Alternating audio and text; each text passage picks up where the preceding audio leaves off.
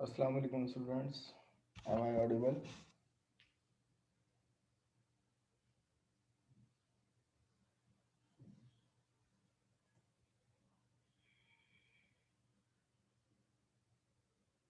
Students, am I audible? Yes, sir. Thank you.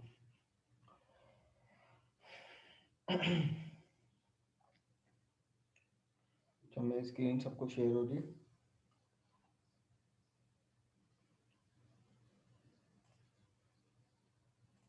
Yes, sir.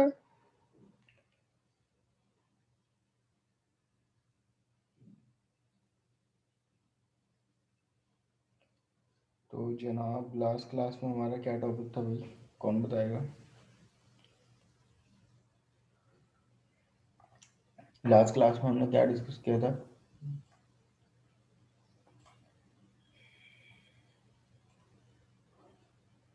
Sir, objects, classes, or constructors. Object, classes और Constructors. Sir,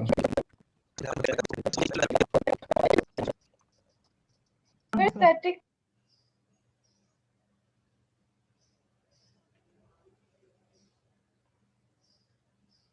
students please आप लोग मुझे बल्कि ठीक है, चलो ठीक है, सही हो गया।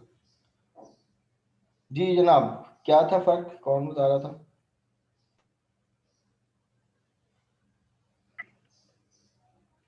Sir, static method sir instance static बनाना। मेथड जो होता है वो क्लास से मतलब बिलोंग करता है एक तरह से, और नॉन स्टैटिक जो होता है वो ऑब्जेक्ट जो क्लास होती है उससे। ये क्या बात हो गई? आप लोगों को दो टर्म बताई थी ना कि किसी भी क्लास को इंस्टेंशिएट करने का क्या मतलब होता है। ये टर्म बताई थी। Sir, वही ना static method है, non static.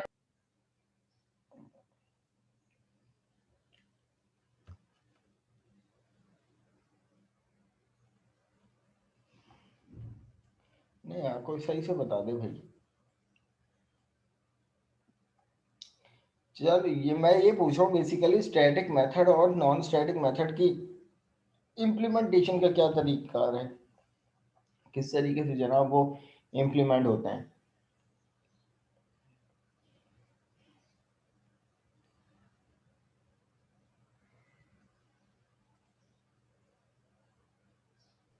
फिर क्लास की और ऑब्जेक्ट इंस्टेंस की जरूरत होती है एक तरह से नॉन स्टैटिक मेथड को कॉल करवाने के लिए। हाँ एग्जैक्टली, पॉइंट इज अच्छा दिस सही है, शुक्र। कि भाई अगर हमारे पास कोई नॉन स्टैटिक मेथड है, इट मीन्स कि भाई वो जब भी इम्प्लीमेंट होगा, जब भी इन्वोक होगा, वो ऑब्जेक्ट से इन्वोक होगा। लेकिन अगर किसी भी क्लास में स्टैटिक मेथड है, वो एक इंडिपेंडेंट मेथड है, वो सिर्फ डायरेक्ट क्लास के नेम से कॉल होगा। इसकी मिसाल कौन देगा?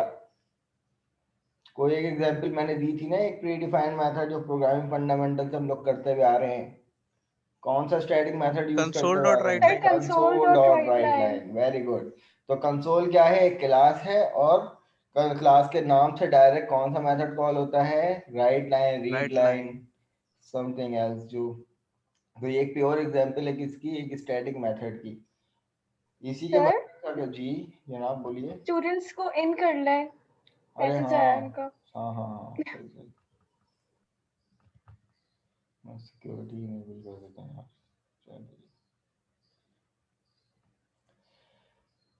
अच्छा जनाब, तो भाई ये बात थी, कॉपी कंस्ट्रक्टर को हम क्या किस तरीके से इम्प्लीमेंट कर रहे थे कि भाई एक उसमें दो कंस्ट्रक्टर हम बना रहे थे एक क्लास के अंदर, और एक क्लास के अंदर पहला जो कंस्ट्रक्टर था उसमें उसी क्लास का एक ऑब्जेक्ट पैरामीटर ले रहे थे। फिर जब उस क्लास को जब हम इम्प्लीमेंट कर रहे थे तो उसके दो ऑब्जेक्ट बना रहे थे। एक ऑब्जेक्ट में जो पैरामीटर्स की वैल्यू जा रही थी, दूसरे ऑब्जेक्ट में हम डायरेक्ट ऑब्जेक्ट पैरामीटर से पूरे कंस्ट्रक्टर, पहले वाले कंस्ट्रक्टर की वैल्यू को कॉपी करके दूसरे वाले में इंप्लीमेंट करवा रहे थे। तो वो क्या कर रहा था कि तमाम वैल्यूज को कॉपी करके दूसरे इंस्टेंस में क्रिएट कर रहा था। ये हमारे पास एग्जांपल थी किसकी? कॉपी कंस्ट्रक्टर की। पांच टाइप के हमारे पास कंस्ट्रक्टर थे: डिफॉल्ट, पैरामीटराइज्ड, कॉपी, स्टैटिक और प्राइवेट। कुछ की पॉइंट्स है कंस्ट्रक्टर के हवाले से। भाई कंस्ट्रक्टर एक स्पेशल टाइप ऑफ मेथड होता है जो कि आप बनाओ या ना बनाओ, इसका वजूद हर क्लास में मौजूद होता है, भले से आप बनाओ या ना बनाओ। इसकी इसकी दलील ये थी कि जब आप क्लास का इंस्टेंस क्रिएट करते हो तो न्यू के कीवर्ड के बाद यही वाला तो कंस्ट्रक्टर कॉल होता है उस क्लास का, ये वाला। अब अगर कि उस कंस्ट्रक्टर में आप पैरामीटर पास कर दो तो वो ये वाला पैरामीटराइज कंस्ट्रक्टर बना देगा। सही है, तो इसकी भी एग्जांपल हम लोगों ने पूरी एक डेटाबेस की एग्जांपल से सॉल्व करते हुए चले थे, राइट। अच्छा, अब जनाब यहाँ पर कुछ बात कर लेते हैं। हमारे पास ये कौन सा कंट्रोल कहलाता है, ये हमने टूल बॉक्स में जाकर एक कंट्रोल लिया कॉम्बो बॉक्स का। सही है। अब यहाँ पर इसकी कैप्शन में पढ़िए कि display the editable text box with a drop down list of the permitted value। अब यहाँ पर यकीनन इसकी बात ये है कि भाई ये कोई कलेक्शन टाइप ऑब्जेक्ट है विंडोज फॉर्म का। कलेक्शन टाइप में क्यों कह रहा हूँ, क्योंकि इसमें कलेक्शन क्रिएट हो सकता है। ड्रॉप डाउन का क्या मतलब होता है, उसमें पूरी एक लिस्ट जनरेट होती है किसी भी आइटम की। अब कुछ प्रॉपर्टीज हैं जो समझते हुए चलेंगे और इसकी एक एग्जांपल डेटाबेस की टर्म में भी इम्प्लीमेंट करते हुए चलेंगे।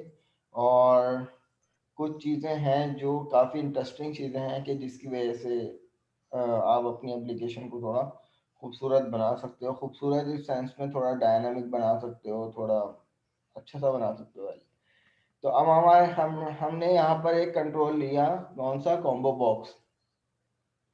अब इस कॉम्बो बॉक्स पे राइट क्लिक करेंगे तो कुछ प्रॉपर्टीज आएंगी। तो यहाँ पर सबसे पहली बात तो ये है कि जो किसी भी कंट्रोल में जो दो मेजर प्रॉपर्टीज पर हम लोग खेल रहे होते हैं वो कौन सी होती है भाई, उसका नेम होता है और उसका टैक्स होता है, राइट।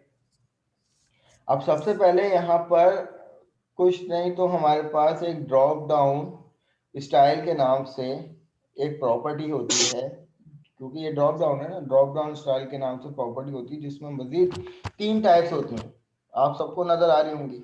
एक है सिंपल, एक है ड्रॉप डाउन और एक है ड्रॉप डाउन लिस्ट। इस स्टाइल पे आने से पहले कि हमारे पास इस ड्रॉप डाउन लिस्ट में दो तरीकेकार होते हैं वैल्यूज को इंसर्ट करवाने के लिए। एक वो तरीकेकार होता है कि आप स्टैटिकली इस ड्रॉप डाउन में एक लिस्ट परमानेंट तौर पर क्रिएट कर दो, वरना रन टाइम पे हम फॉर द टाइम बीइंग अपनी रिक्वायरमेंट के मुताबिक इसमें लिस्ट जनरेट कर रहे होते हैं। फॉर इंस्टेंस कि भाई हमने एक टेबल बनाया स्टूडेंट के नाम से। अब इस ड्रॉप डाउन में फॉर सपोज हमने तमाम स्टूडेंट्स के नाम कलेक्ट कर लिए। अब वो डेटाबेस में तो एक टेबुलर फॉर्म में एक कॉलम है नेम जिसमें नंबर ऑफ स्टूडेंट्स हैं, या आप ईमेल जनरेट कर लो कि कुछ भी कर सकते हो नॉर्मली, तो वो पूरा कॉलम इसमें आके लिस्टेड हो जाए, वो पूरा कॉलम आके इसमें लिस्टेड हो जाए।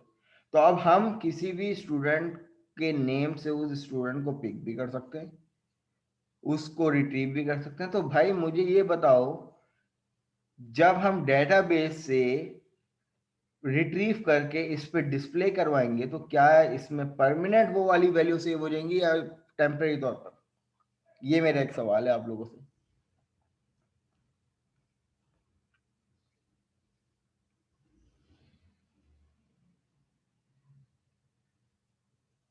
मैंने आपको बताया इसमें दो तरीकेकार हैं वैल्यू को डिस्प्ले करवाने की। एक वो तरीकेकार कि आप यहाँ पर हमारे पास एक प्रॉपर्टी होती है, मैं यहाँ पर इस ड्रॉप डाउन को सिलेक्ट करता हूँ, ठीक है। हाँ बिल्कुल ठीक बताया। कौन थे भाई, क्या नाम है इनका, मोहम्मद तलहा। हाँ बिल्कुल ठीक बताया। देखो सवाल मेरा ये था, मैं दोबारा कर लेता हूँ। अब इस टाइम मैं ड्रॉप डाउन को सिलेक्ट करता हूँ तो यहाँ पर मेरे पास एक प्रॉपर्टी आती है आइटम्स की, और यहाँ पे क्लियरली लिखा हुआ है ये क्या है, एक कलेक्शन है। अब आप इस पे क्लिक कर लो और यहाँ पर नंबर ऑफ आइटम की लिस्ट जनरेट कर दो। फॉर एग्जाम्पल मैं यहाँ पर कुछ सिटीज की लिस्ट जनरेट कर लेता हूँ। फॉर एग्जाम्पल ये आ गया कराची, ये आ गया हैदराबाद, ये आ गया। इस्लामाबाद, ये आ गया हमारे पास मिट्टी और इसी तरीके से हमारे पास फैसलाबाद, इसी तरीके से लाहौर। अब ये मेरे पास कुछ लिस्ट आ गई। अब मैंने आपको बताया था कि कॉम्बो बॉक्स में हमारे पास दो तरीके होते हैं। ये वाला जो तरीकेकार है कि आइटम में जाके आपने इसको क्लिक करके, तो इसका मतलब कि आपने अपनी इसी एप्लीकेशन में इस कॉम्बो बॉक्स में स्टैटिकली कुछ लिस्ट प्रोवाइड कर दी कि अब जब भी आपकी एप्लीकेशन रन होगी तो जनाब इस लिस्ट में आपके पास ये वाली लिस्ट जो अभी हमने जनरेट करी वो यहाँ पे आ जाएगी। तो यहाँ पे पहले चेक कर लेते कि भाई ऐसा हो भी रहा है या नहीं।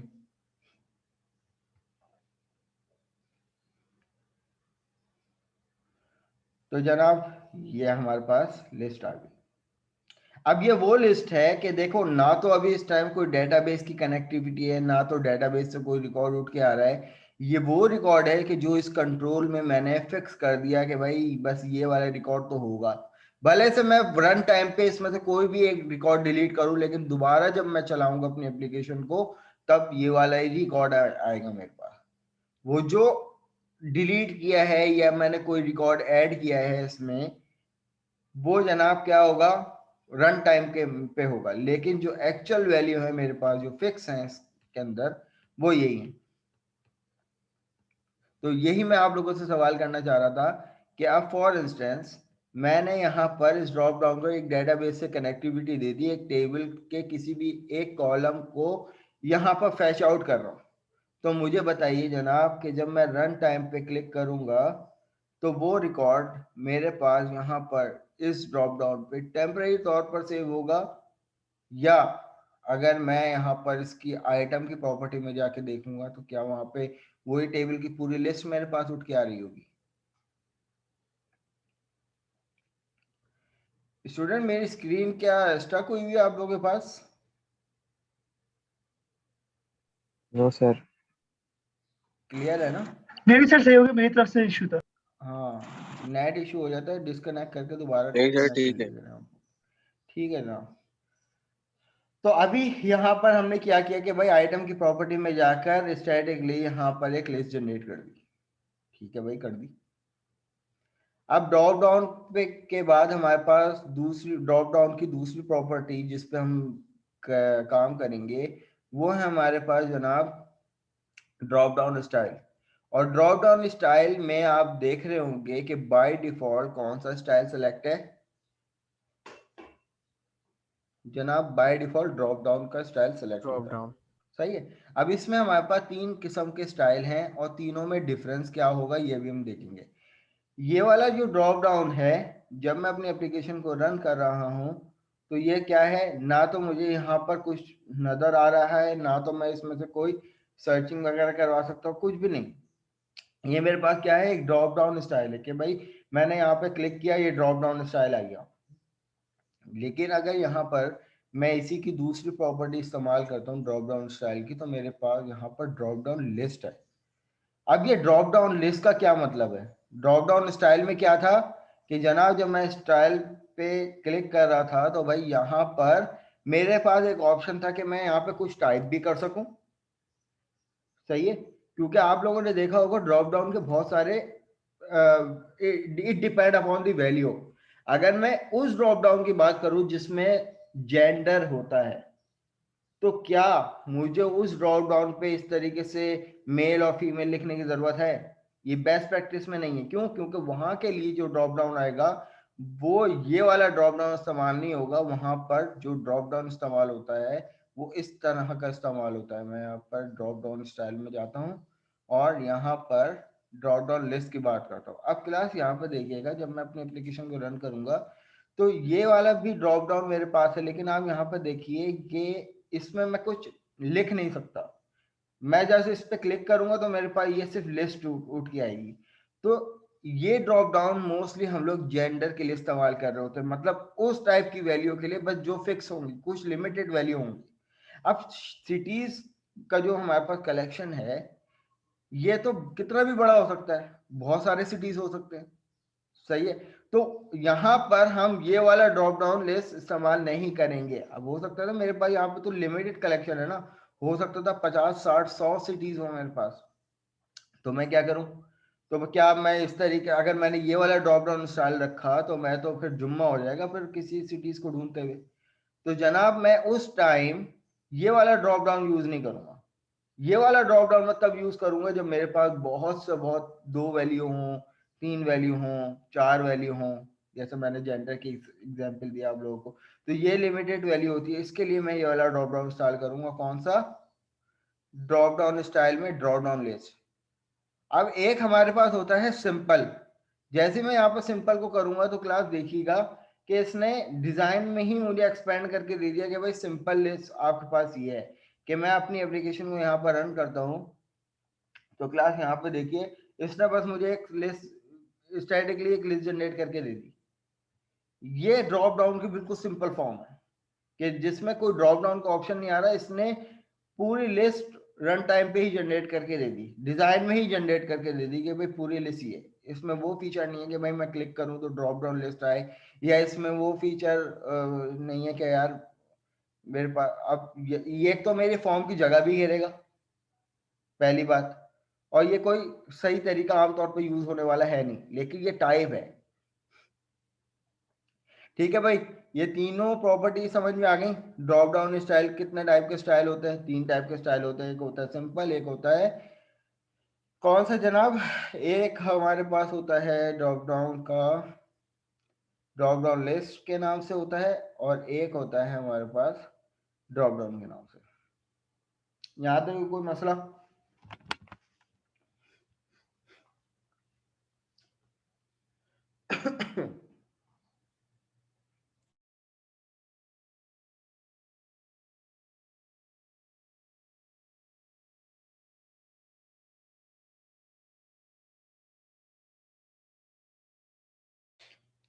जनाब अब मजीद इसको एक्सप्लोर करते हैं। मैं वापस इसकी प्रॉपर्टी जो है वो कर देता हूँ इसकी ड्रॉप डाउन।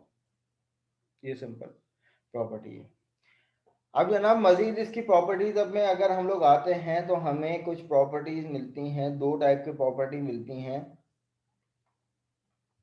एक प्रॉपर्टी का नाम होता है ऑटो कंप्लीट मोड और एक प्रॉपर्टी का नाम होता है ऑटो कंप्लीट सोर्स।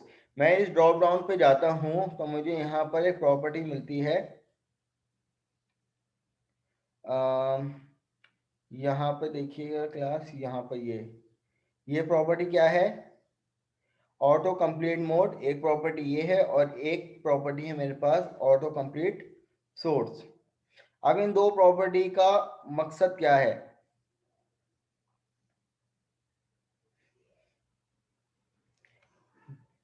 सही है, इस प्रॉपर्टी का मकसद क्या है कि देखें ऑटो कंप्लीट मोड में अगर हम जाते हैं तो हमें ये 3, एक तो नन, बाय डिफॉल्ट क्या होता है? नन।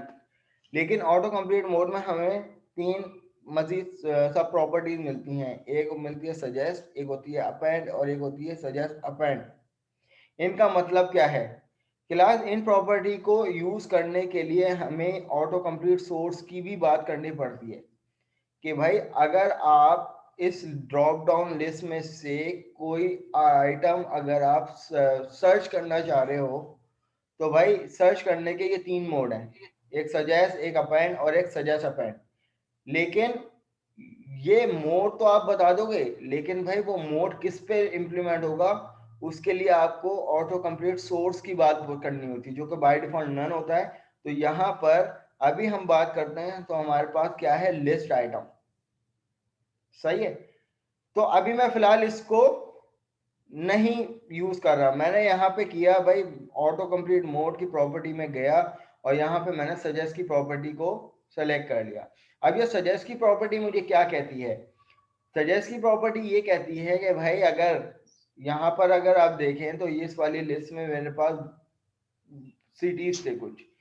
अब मैं इधर आके सिर्फ लिखता हूँ के, तो के लिखने के बाद तो देखो ना तो कोई मुझे सजेशन मिल रही है ना तो कुछ मुझे हिंट मिल रही है। मैं चाहता हूँ कि भाई अब मेरे पास हो सकता है आपने भी देखा होगा कि भाई एप्लीकेशन में, ट्रैवल एप्लीकेशन में हमारे पास सिटीज का ड्रॉप डाउन होता है। अब उस ड्रॉप डाउन पे बहुत इरिटेट होता है कि यार बहुत सारे सिटीज हैं, कहाँ पे कराची को ढूंढें। तो आपके पास वहां पे एक ऑप्शन होता है जनाब कि आप के लिखें तो कराची खुद ही आ जाएगा, ऐसा होता है ना। तो यहां पर भी हम यही वाला काम करेंगे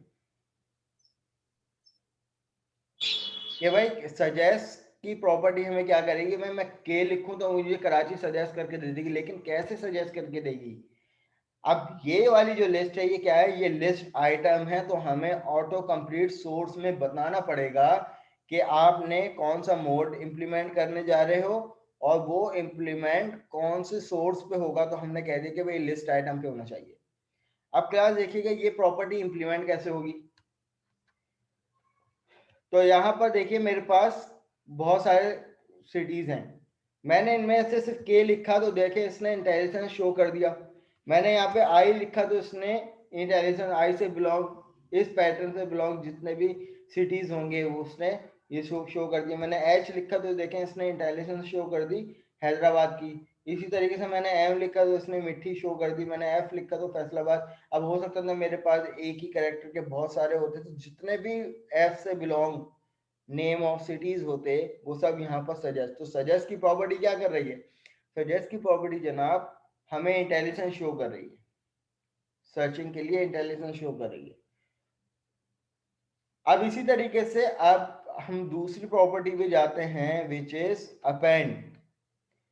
मैंने यहाँ पे यूज कर ली प्रॉपर्टी अपेंड। अब ये अपेंड की प्रॉपर्टी क्या करेगी जनाब, मैं अपनी एप्लीकेशन को रन कर लेता हूँ। तो अब देखें ये मेरे पास लिस्ट आइटम थे, अब इसमें मैं लिखता हूँ के। तो ये देखें इसने पूरा करेक्ट जो है ना वो पूरा वर्ड जो है इसने बना के दे दिया। अब मेरे पास अगर के नाम से दो सिटीज होते तो अब सवाल ये उठता है वो किसको अपेंड करके देता, वो भाई पहले वाले को अपेंड करके देता। सही है। अगर फॉर इंस्टेंस मैं यहाँ पर एक आइटम ऐड करवा लेता हूँ इस ड्रॉप डाउन में,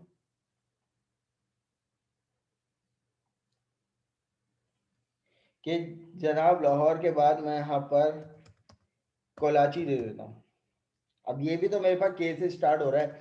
इसी तरीके से एल से लाड़काना दे देता हूँ। इसी तरीके से ठीक है, एक से ज़्यादा हमने दे दिए।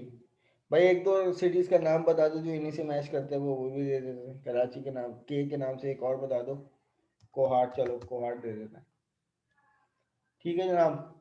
अब यहाँ पर अभी इस टाइम प्रॉपर्टी कौन सी लगी हुई है, अपेंड की लगी हुई है। अपने एप्लीकेशन को रन करता हूँ तो यहाँ पे मैं लिखता हूँ के, तो इसने कराची दिया। मैं यहाँ पर लिखता हूँ के ओ, तो यहाँ पर देखिए इसने मुझे दे दिया कोहाट। के ओ एल के बाद में लिखता तो ये उसके प्रोनाउंसिएशन में कोलाची दे देता। ठीक है। अब ये के ओ के बाद इसने,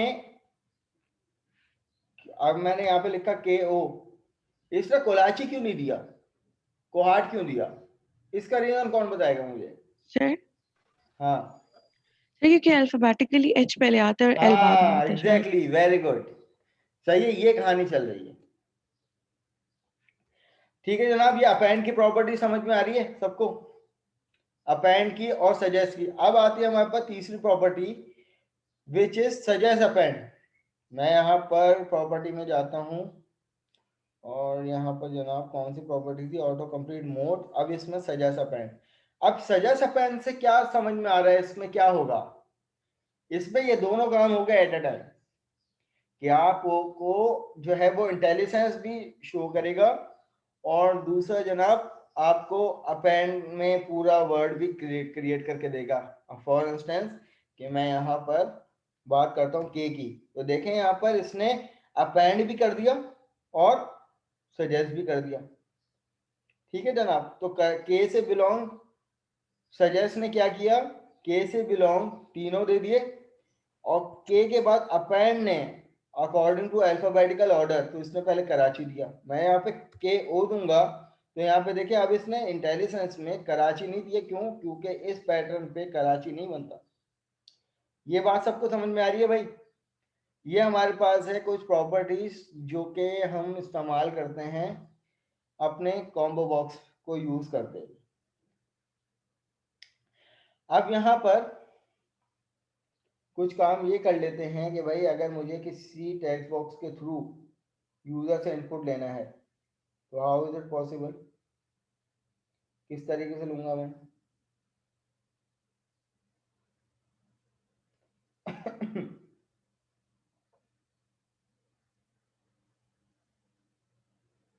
जनाब अब यहां पर एक बटन ले लेते हैं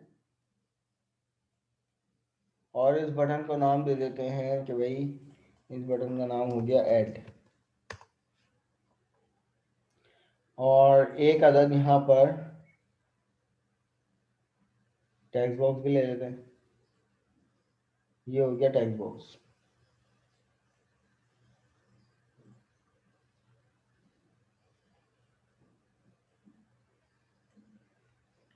इस लेवल का नाम दे दो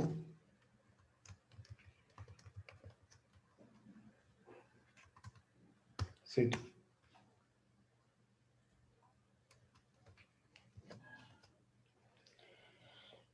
अब मैं यहाँ पर यूजर इनपुट करूं, ऐड पे क्लिक करूं तो मेरे पास यहाँ पर आइटम ऐड हो जाए। How is it possible? Working कहाँ करनी पड़ेगी मुझे? इसमें करनी पड़ेगी वर्किंग। और कैसे ऐड करनी बटन पे। पड़ेगी? तो मैं यहाँ पर अब इस बटन पे क्लिक करूं तो मेरे पास क्या आ जाए यहाँ पर? तो अब मैं यहाँ पे लिखता हूं जो मेरा कॉम्बो बॉक्स था, combo box 1 dot items dot add. ठीक है जनाब। और ऐड के बाद कहां से वैल्यू आएगी मेरे पास? टेक्स्ट बॉक्स 1 डॉट टेक्स्ट से। इतना सा कोड लिखना। अब इस इंस्ट्रक्शन से क्या होगा कि जो मेरा कॉम्बो बॉक्स होगा उसमें इस बटन के थ्रू आइटम ऐड हो जाएगा। कैसा ऐड होगा चेक कर लेते हैं। मेरे पास यहाँ पर कुछ ये लिमिटेड सिटीज हैं जो कराची से लेकर कोहार तक हैं। मैं यहाँ पर एक और